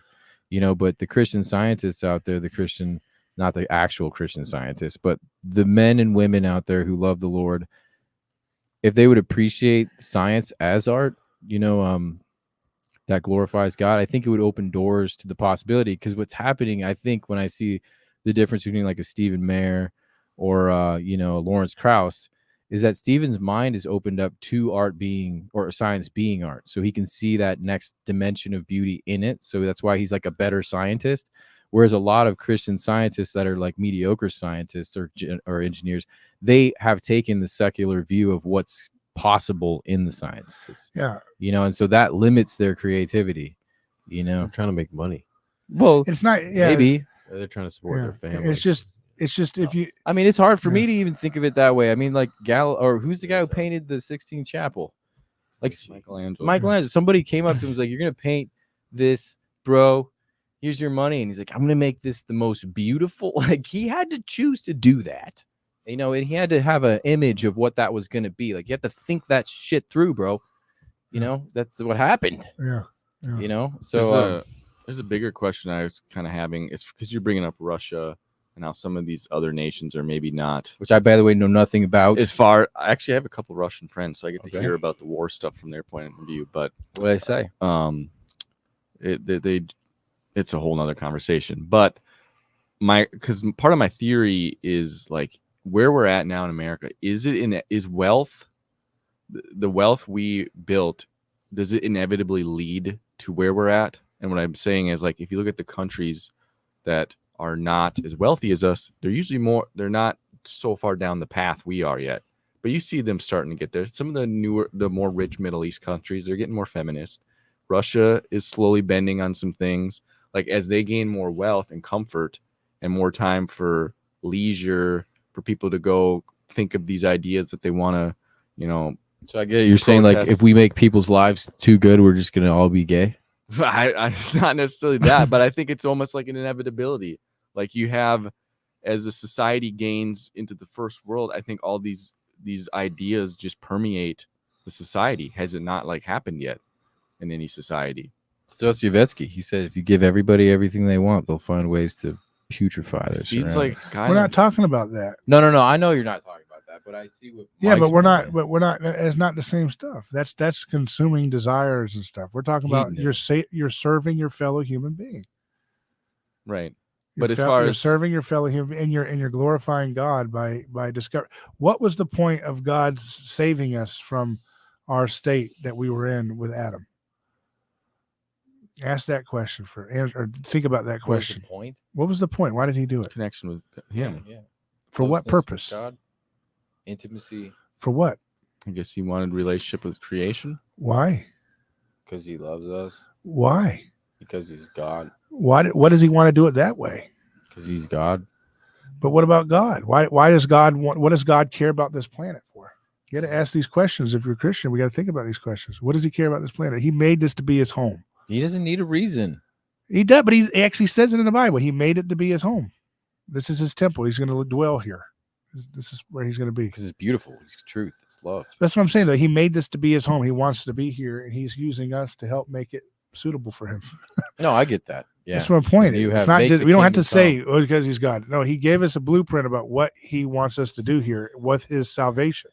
Yeah, like thy kingdom come, thy will be done. It's not only, hey, do this. He It's could like snap his you fingers, are though, the and make it how he incarnation. wants it. That's Make not it. what he did for a reason. Why? Now I'm going to ask you why. That's because he wants us to do it. He Why wants us does to he want become us to like do us that? because he wants us to create because it's beautiful. So he wants us to make heaven or hell over here. I'm not what I'm trying. I'm not asking you questions that with the No, point I- of trying to get to the point where you No. don't know what the answer is. I'm trying to No. get you to think like, what is the point of saving us? It's not because he wants us to clean up our sins and that's it. It's to clean up is to open up so you can create. Okay. I don't understand why this is so alien for what Christians have been taught their purpose on life is. They believe their purpose on life is to get out of this mess of a planet and get on into heaven. That is not the point No, of Christianity. Yeah, that's messed up. Yeah, no. But that has everything to do with why this is so confusing and where to go. Because if you don't believe that, the point of salvation is to reorient your life so that you can look around and see where you can be in the image of Christ, in the image of God, creating with God, to create stories, to create art, to create beauty, in the Children. little moments and in the big stuff. But the big stuff needs to be thought about just as importantly as the little moments. All of it needs to come back under Christ because Christ wants us to make this place beautiful. In Romans, it talks about how creation is waiting for the sons of God to be revealed so that creation can be set free from the bondage to decay. What does that have to do with you and your bad choices? You get what I'm saying? It has something to do with it, but it's not about me and Jesus or me or my church and Jesus, and it's all about this obsession with your personal sins. It is about this creation was created for him to dwell with us. And with Christ, we are now invited into relationship with the Trinity itself. And with that, we have the ability to co-create with God and to make this place more and more like him in beauty and love and self-giving. Now, with that established as our goal, how do we get there? You have to look at the pressure points by which, the reason why is it that all children and all kids around the world want to beat the dragon? Because that's part of what we want. We want to overcome evil. We want to overcome the tyrants, right? And ultimately, you learn that tyranny is a part of all of us. That's what, Jordan Peterson and people say that, right? But deeper, so what are the tyrants doing now? What are the dragons doing now? They've enslaved us to an energy system which is outdated in the way in which they distribute it. And that is the pressure point by which they get the entire public to heal and to submit to their toxic worldview that they imbue as a part of their leverage over our lives. If you have been restored in Christ, your job is not to just focus on being a good boy. Yeah, that's not the point at all. Actually, you're saying, what are they using you to be a heal good you? boy so you can be a great boy? You know what I mean? So you can do great things, right? It's the foundation for which you from which you can actually spring forward and do. Well, what I you're like supposed that to because do. it's a high calling. That sounds like a high calling to me. I think that the bar is so low in calling these days where it's not like, and not everybody has to be Mozart or Beethoven or any of these, but you we have need to try coordinate and shoot think, for that, just like we're coordinating and thinking about how to do a pro-life ballot measure. People should be coordinating and thinking how they can use their talents, because you may not be good at anti-gravity, but you may be good at branding, and you may not be good at branding, but you may be good at engineering, and you may not be good, but you're a tinkerer, like you said, or you're a doctor, or you have an idea, and you put all these things together and you start conspiring together to liberate people from the bondage to decay that creation is in. That's the goal. So that gives you unlimited things. We should be brainstorming all the time and not feeling like that's a separate extra curricular activity from your Christian life. No, that is what your Christian life is supposed to be. And it's so, I guess I'm a little just frustrated because it's like, man, I just wish people could understand how wonderful Christianity actually is. It's not this lame killjoy thing that people are embarrassed about. It's the most exciting, amazing journey to know that your creator of reality wants to interact with you and wants you to walk on water in various ways. He said, if you say to this mountain, move, it'll move. And he said, you will do greater things than me. And every tool he gives you, like, washing the feet of somebody who's beneath you in a hierarchy of leadership, like he does, everything that he models for you, turn the other cheek, those who live by the sword, die by the sword. All of those things are to be your action, like practice habits that help you actually do great things. I agree. It's not, those are the end points. Those are the means by which you achieve what you were supposed to be doing in the first place. Adam was not created so that he could wail on himself about how sinful he is. But that's what we thought, because that's how we act, because that's how we think of, like, what is the point of holiness? It's this kind of detachment from the world. Well, that's for the priest and the pastor and the monk to do. I'll do a little bit of that on Sunday and the weekdays and read my Bible or whatever, and then I'll just be in this neutral space. No, all things are under Christ. All things are good under Christ. He loves music. He loves what Beethoven was doing, has stood the test of time, and Bach and all these folks, because it's beautiful and because God created the universe in a beautiful way. And when you reflect beauty, you are being a human being as you were intended to be. I think the church, so you should be excited at what I you want can do. those. I want to see the dude. Like, I remember when I was 18, bro, I was all about it, man. And I had this feeling of like transcendence for the church, and it was like, it was awesome, bro. And I felt that, and I know that's true, but like, God's not going to bless us until we take back our basic stuff like marriage. It's like, you want to get to that point, bro, where the church is coordinated enough to where they say, hey, this guy's good with his engineering, let's get behind him. He's like our Bach or our Mozart on this. Let's coordinate with him. Like, they barely, it's just like, I want to see that happen too, brother. I know we're gonna be brick by brick laying heaven on earth. I know it's all things. We can't wait too. until we get to the. No, we don't have to wait. I don't know, bro. No, but it starts with guys getting taught some basic lessons about murder, about marriage, right? Because we have such the arithmetic down. Like, you're talking about the promises here. You're talking about the beauty, and it needs to be encouraged because we're content with, like, the grape factories. But what did Tesla know that we don't know? He's not, that we don't have to be a Tesla. That's the secret. I don't think so, right? We don't have to be we think Tesla is smarter than everybody. That's the problem with we're under a psyop. You see, that's even Tesla has become a psyop, a cautionary tale of don't try so hard because you have to be super genius like Tesla. And even if you are, the establishment will steal all your ideas and cut you out. We literally tell that to each other like a founding myth of why we can't get nothing done. And we do that every day when we talk about this inventor created a water-powered car and they whacked him at the Golden Corral or something. You hear about these little legends on the internet, this guy did this and he could power everything for 100 years. And I remember doing that. Those are rabbit folk hole. tales, whether they're real or not. Some of them are based in real and some of them are not. They're just based to keep us stuck in the plantation of Satan. Yeah. Don't you dare run past the tree line because the master will come and catch you and we're all screws. I heard a story about a slave that came before you. He ran past the tree line and he got completely, it's like, that's what we're doing, right? When we tell those stories, oh, Tesla, you know what they did to him? And I'm not as smart as Tesla. So don't even try. Let's just hang out here and just talk about voting for Vivek or something in 2028. Like what is it? What a waste of time. I mean, there's so much opportunity. And I'm not talking about you got to build anti-gravity. I throw that out there as a fun little thing. No, you got to have. There's all kinds of things. Like, how do we make housing affordable? How about Christians have conferences every year where they think about how to literally get the brightest, smartest people to come in and think about how to make housing more affordable so that an average family starting off can buy a house that's like, $20,000 in our dollars. But they're not going to do that. They're Why not because they Why not? can't agree on marriage, which we already have a dead set rule for. Like we already have that black and white delineated in our book.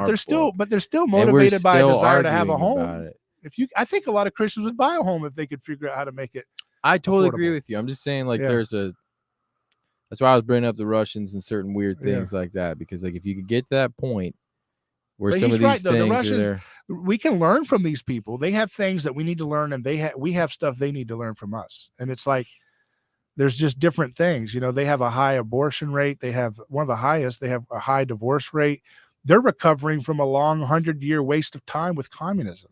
So they're coming out of that and they're trying to like orient themselves. They went through one of the worst periods of time in the 90s when their whole country, they wanted to be Christ-like in that way, where after the Cold War, they went to America and they said, hey, we want to do the capitalist stuff like you. And then they got screwed over. They literally got all these Wall Street freaks and psychopaths that we're still asking Wall Street to let their little puppets be lent to us to do things good for us. That's how ridiculous expecting anything good out of politicians is. The politician does not exist for you. Until Christians understand that, they won't understand what time it is. The politician is not there for you. He is there for the folks that put him in there. And I hate how everybody has known that to be true, but they still keep believing it's not. They can't fully wrap their head around. They are not for you. They are not for you. They're not going to do anything for your benefit. So get that out of your head. Don't even think about anything good coming out of that. And then start to orient your mind about what you can do with your talents. We need homes built. We need food that's clean, right? We need health. We need people working together to help each other, build each other up with different skills, build community. We got a comment there, Christian scientists. How about Christian politicians? No, that's the last thing we need. That's the after effect. That's the after effect. I hear you, Dave. Politics is downstream from culture. Culture is downstream from what? Art, from religion, those fundamental things that produce the culture, and then the culture produces the politics. Yeah. So all the conservatives have been psyoped into focusing all their energy on the politics, and they're missing all of this. This is where you start right here, and then you go through it that way. You can do stuff with that in the meantime for fun, but don't let that thing get you excited because it's not going to produce much of anything. You could throw in a Massey or a Ron Paul or a little Trump and have fun, and it's good. There's good things that can come out of that. You can have apocalyptic moments that are beautiful and good. It'll be just short-term wins that you're still heading in a certain direction, though. Right. But we don't have to, we're not going to head in that the dark direction. We can actually like in the world situation, I think we are actually moving in a better direction. We are better off today than we were in the 1500s. We're better off today than we were in 1800, relatively speaking. There are things that we're worse on today, but when you add it all up, we're moving in a better direction. That means Jesus is winning. And the reason why people don't believe it yet is because we're not living like it. We live like a defeated people that don't believe that Christ is really king of the universe. And if he's king of the universe, we should be really curious. Why does Jesus say, here's something to think about. Why does Jesus say that the kingdom is like little children? Do you know that if I have a panel right now, join us, sit in between each of these gaps, a little 5-year-old, 6-year-old, 8-year-old, 10-year-old, and we talk about, hey, how do we make anti-gravity? You know how excited they're going to be? They're not going to say, but we got to fix Washington first. You got bills to pay. No, wait a second. If I say, hey, why don't we have a device that allows us, how your dad likes gold? Yeah. What if we took trash and we heated it up in a microwave and put some magnetic fields and we could turn it into gold? Do you think we could try that? They'd be like, oh yeah, let's try it. That's awesome.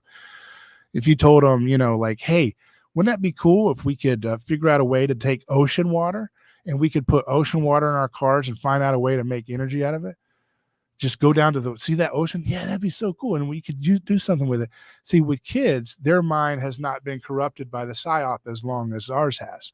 So when you tell them the things that God designed us to do and dream and think about, they know automatically, wow, let's do it, because their hearts have not been as corrupted by the world, right? And so that's how we need to think. You need to have childlike wonder. Yeah, and that's the disposition that we have to have. I like that, man. I agree. I think that's beautiful, David. And I think we should all be preoccupied with being like that child, and being pragmatic about what does it mean to obtain joy, spiritual joy, and excitement in these things too. Not to see it as apple pie in the sky, but to do the diligence of also carrying your cross. So kids don't know that yet. They don't know what it means to deny yourself and carry your cross. So it's I like the way you talked about it. It's not a regression, it's a progress forward. And things are good and are getting better. Yeah. Those are the narratives that need to be spoken so that we can. And when I bring up marriage, I just see it as a starting point. How do you get coordinated? Families need to communicate. Families are parts of the church. If you have healthy families, they'll be able to communicate, and the church will be able to coordinate, and people like you will get more support for your ideas, and be able to support the people that can do cool stuff. And the marriage thing is kind of sorting itself out organically because, Gen Z and millennials are just refusing to get married. And that may seem bad in the short term, but in the long term, it's them kind of boycotting the system because it's rigged fundamentally. So that's a good thing, right? They're not just rushing all into it and getting confused about what's going on there with our societal approach to it. So the fact that they're withdrawing from it is a sign of a healing process taking place. That's why you got to look at everything in a big picture way and realize that so many of these things that you look at in the moment, they look bad, but it's actually a sign that in 50 years or 100 years, you'll see where it's actually going. And you'll be like, oh, wow, that's why I had it course corrected and I shouldn't have reacted to this moment. And that same thing goes for the woke stuff. I think you should be very happy that the woke stuff's happening because it's a sign that our society is really wrestling with the Christ haunting of our world, that they're really wrestling with what Jesus said, which is that the stone that the builders rejected has become the cornerstone. Now that's him, right? But that has something that affects us in our society and the way we treat the marginalized and the scapegoats and the misfits. And that means that society is working through looking at its history, like looking at Oklahoma City bombing. Remember that horrible story and what happened to there, or looking at what happened to slavery with different events that were not told until recently. The Tulsa massacre of the African American district that was the Wall Street of that area. People watch movies about that, and then we say, "Oh, that's leftist people that are trying to hate America." No, stop reacting. That's society. Even if it's getting things wrong in some of the details and going too far, it's actually working out salvation. It's actually starting to recognize, oh, wait a second. Everything in our history wasn't just this fairy tale myth. There's actually downsides to some of the things that our people did. Now you look at that, and the left wants to go the other way and say, okay, scapegoat and hate everything that was supposed to be good. The founders are all monsters now, right? But the Christian response is, no, we're sinners, right? And we have good and bad, right? And you want to have that kind of process take place if a society is healthy. So the fact that our society is starting to relitigate and look at past events and say, well, what's going on here? In the short term, it looks extreme because, yes, there is an element of that movement which is very nihilistic, that wants to burn things down with revenge. But if you don't react to it and feed it, you can actually use its awareness and like, hey, what's going on? You can use its hunger for justice and Aikido flip it back into a more glorious direction. That's what John was saying with the abortion thing. So like you have that moral outrage against the Right. babies being Right. murdered. And then you take that into the full scope that you were presenting earlier on. Like, okay, well, are we really pro-life? Right. Yeah. Like, let's look at the full scope of it. So you're taking advantage of that pressure point. Yeah. And I Yeah. like That's it. a great. Yeah. That's a great thing to instead less of reacting anxiety. to it. Yeah. Less fear. Which we're seeing like at the Protestants and the Catholics and like all this like just they're ganging up on each other over ideology and doctrine. And people don't understand how Christ haunted we are. Like the whole frame of abortion debate is Christ on both sides. You know that, like the idea of protecting the woman from having to bear, the child of someone who assaulted her. Think about how much we've come in history to the point where that is a sacred space of conversation. Whereas in much of human history, women would be assaulted when they would be conquered by new people, and they didn't have a say in the matter officially in terms of raising the people who conquered them's new children, right? That is the reality of history.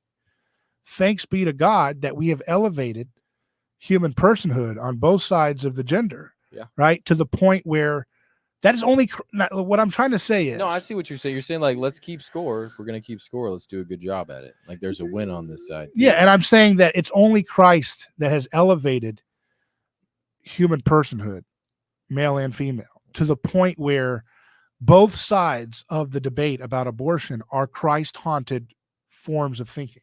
Well, Do you see what I mean? You gave me. It's a Christ haunted thing to say. They're not saying like Bill Maher says, which is it's abortion is murder, period. I don't have a problem with it. They can't say that. If they say that fully, they will fully lose. They can only win by hiding under a victim, in this case, the woman.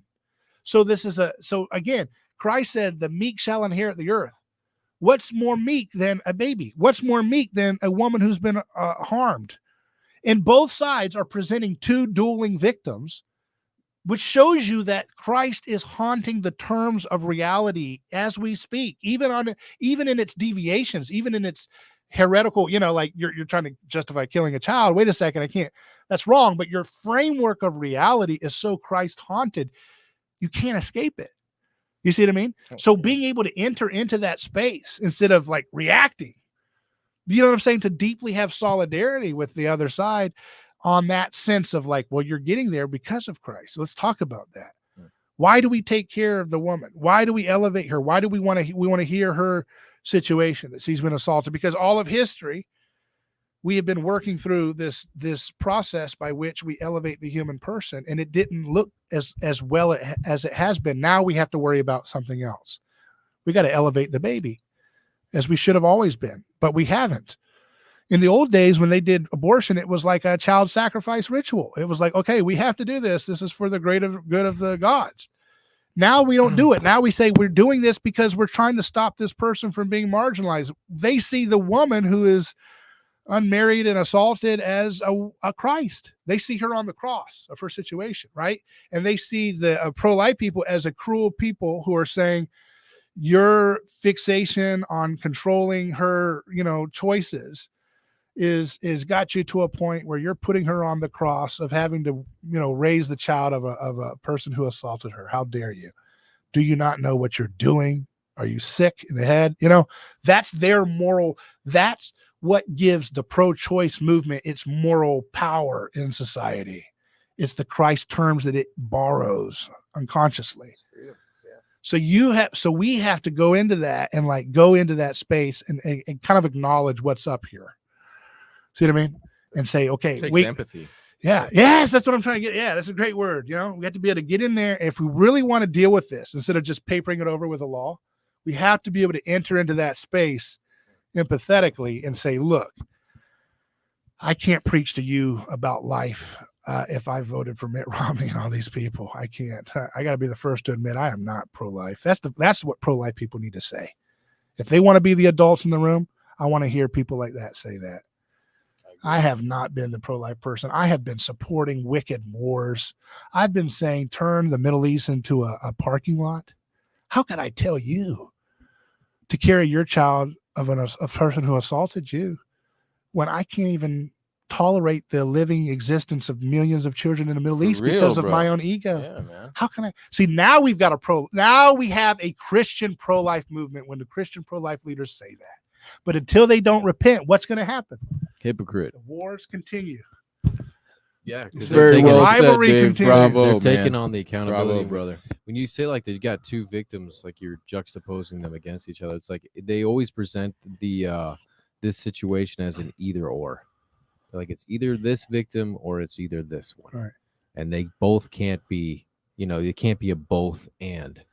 I think that's where like the empathy you were saying and us as being, because like when you talk so much about co-creating with God, you talk about like imagination, creativity, and like this idea of the powers that we have within seeing the unseen. So many times when I hear about scientists or even current doctors, Dr. McKee, he's a hematologist, but he's a doctor and he's very spiritual. And like a lot of our best scientists, artists, thinkers, in order to go into a world that is not, well, in order to go into the unseen, you have to believe and have the capability of seeing what's not here.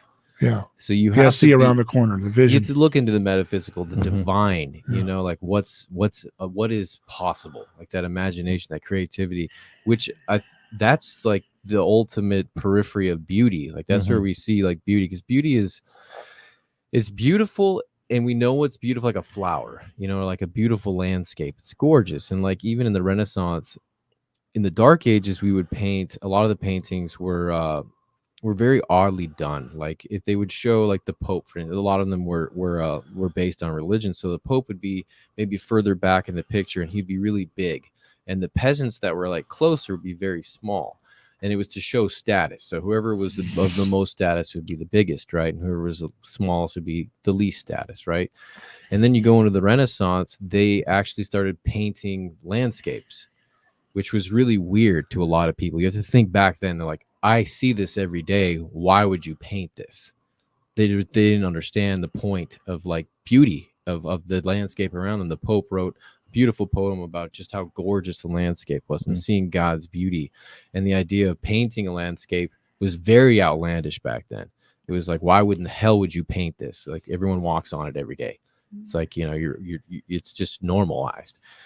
And beauty is so important because like when we think about like what beauty is and co-creating with God and God being the most beautiful, and like the idea that we're ushering in this unseen metaphysical thing and turn it and bringing it to like a physical reality that we can all share in, right? This real concrete thing. That type of beauty I think is very inspiring for truth and for the way to like go into like these types of problems. It's not an either or. There is a solution that's elegant, that's beautiful to these types of problems. That's not just this binary, very mathematical, quantifiable. And if we look at those issues within that context of like beauty and creativity and like approaching solutions that way, which very good businessmen are awesome at that. If you look at like great businessmen, I just had a meeting with one of my mentors, and the dude he's probably made over $500 million in his lifespan, and he's almost 80 years old, and he's still doing business, and he loves business, and it's not about the money for him. He just likes solving problems, and he likes finding creative solutions to them, and he's always like finding elegant solutions that not only serve him but everyone around him, which is beautiful. And it is beautiful because when you see it, you see harmony, you see this this because beauty is like the working together of imagery. It's like geometric shapes, colors, and palettes that they speak to your soul. It's like you show that to anybody, like that is beautiful because it has purpose and it's designed to do something that maybe we don't even know we needed, but we need it now more than ever. And it's a solution. It's a miracle, just like we have. And that's what you were saying earlier on. Like we need to have more of those miracles going on. Yeah. And we're like playing around in the mud, like with each other, kind of like fussing about in the turd pile. You know what you made me think about? Like I remember when I was a kid, I was seeing these pictures at one of Mom's friend's house, and they were like little cottages and like little sort of provincial villages. And like they were cities, they were like little mini cities, but they were so beautiful. And you like wanted to live in one of those little cottages by like the river because it just looked like the perfect place to live. You know, and I think that that is like the little pull you have is even as a child to see heaven on earth. You know, you look at it at ours and you see all this pollution and the loud noises and stuff. And it's not the same beauty that you see when you see like a divine beauty. Like something that you can't hedonize. Like if you were to hedonize it, like you just feel so bad in your spirit. Right. Like you can't hedonize that beautiful village. But what David was You saying can't was go. true too. It's like it's been demonized. To even No, talk I about, agree.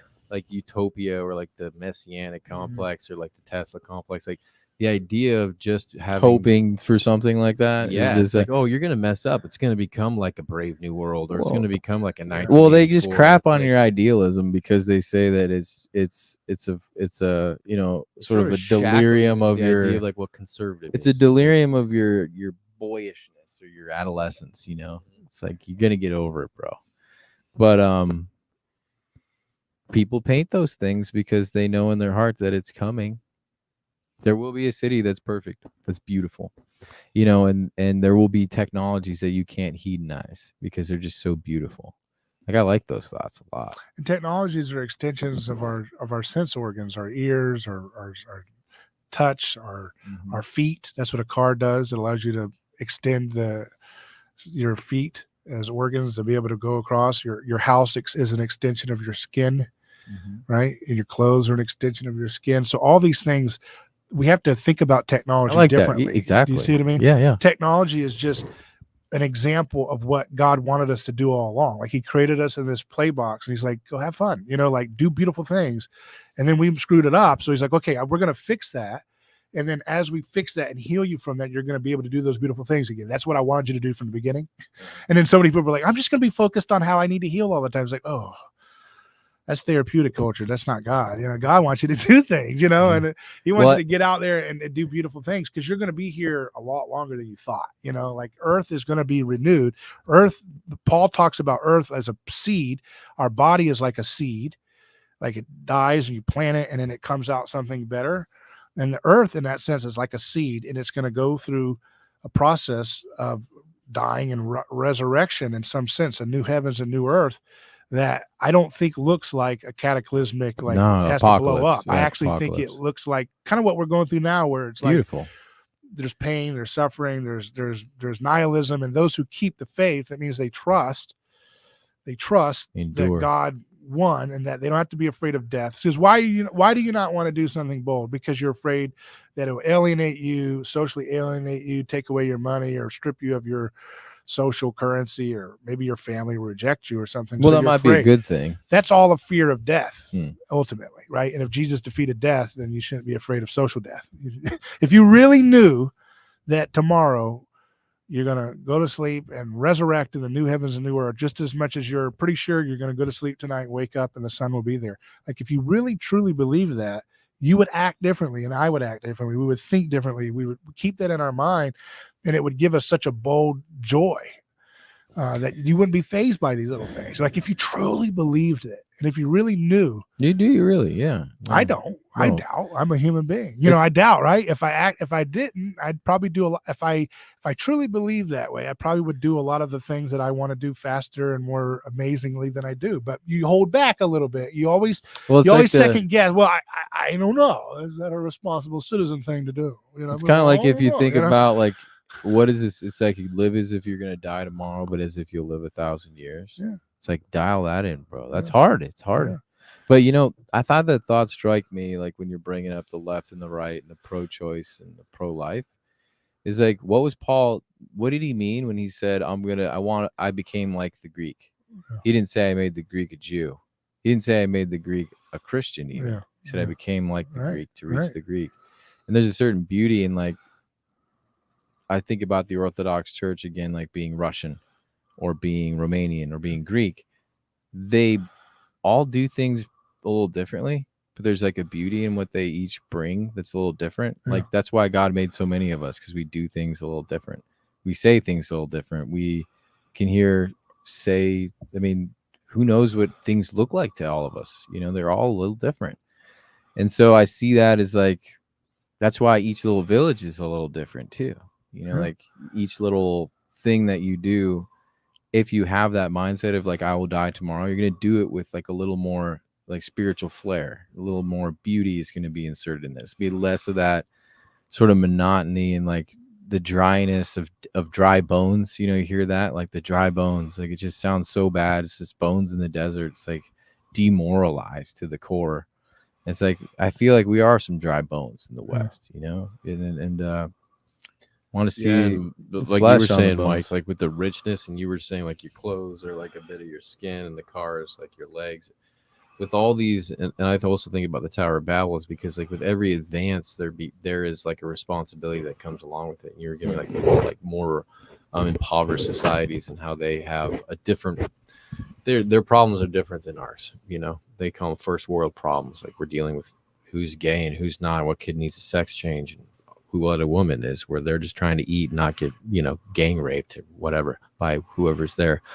So like with technology takes like a responsibility. Yeah. Like, you know, like if you just ride around your car all day long, like you're not going to use your legs. Maybe you can have weak legs, you know, you're not going to be as, you know, cardiovascular might not be up to par if you know, like there's just all, and that's what the Tower of Babel kind of describes. Like here you have all this stuff, and then you lost the ability to communicate. You lost the whole point of like what it was for in the beginning. It's like us fighting over the phone, you know, and you forget why you're fighting over the phone, you know. It's And kind of like those Christians that that are, consciousness that needs to be there. yeah, in it's like, respect to like what the purpose of it is. yes, the the mission purpose. statement is. Yes, like the purpose. Like, and I remember like when we went to California, like there's a lot of those people that were like, we need to look after renewables, you know, renewable energy, like seeing, like if you're going to live for just tomorrow, you're not going to be interested in renewables. But if you're interested in heaven on earth, you're going to be interested in something that, say, gives energy cleanly. Like you're going to be interested in something that is beautiful. Like the technology can't be hedonistic in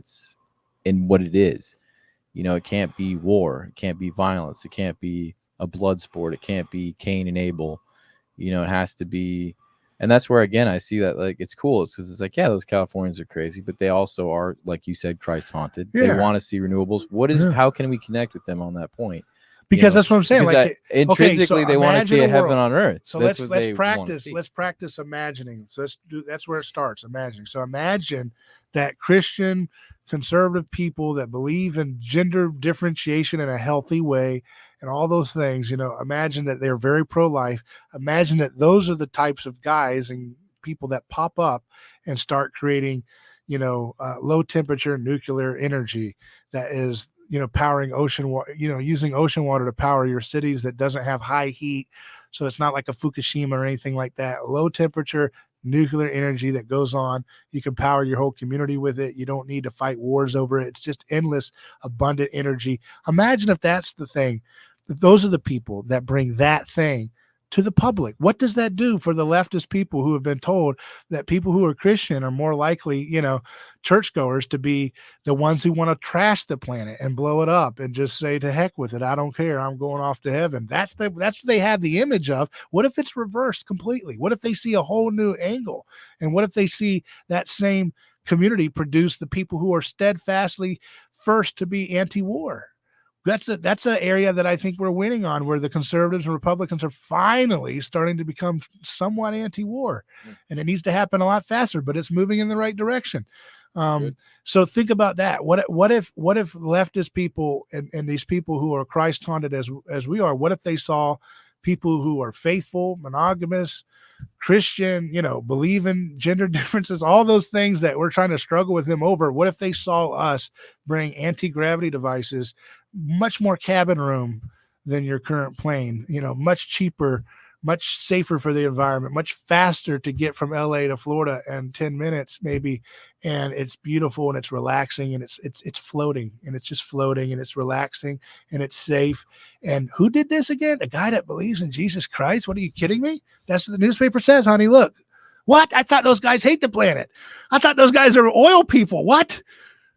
Well, they liked oil. They just didn't want to ban it by violence because they're really Christian. That's why they're defending the kids in Gaza and Israel. Oh, wow. They have a coherent worldview that loves life. Wow. I mean, that's amazing. So imagine that's what's happening. Imagine, what does the state do then to say, no, stay with us. We're going to teach you our next chapter about gender undifferentiation. Why? You told us those guys hate us. You told us they hated the planet.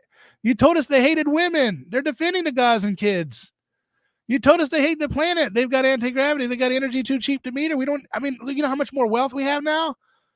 But no, we need you to stay here. We got another war. We got a gender bender thing. Oh, I don't want your stuff anymore.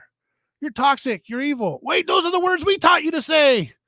Yeah, but you're the real one. And then if they're smarter and Christian, they'll say, wait, it wasn't them. It was us. We were the ones putting them in there. We were the ones worshiping these people, these politicians, and these political bureaucrats. And it just withers away, organically. So that's the picture.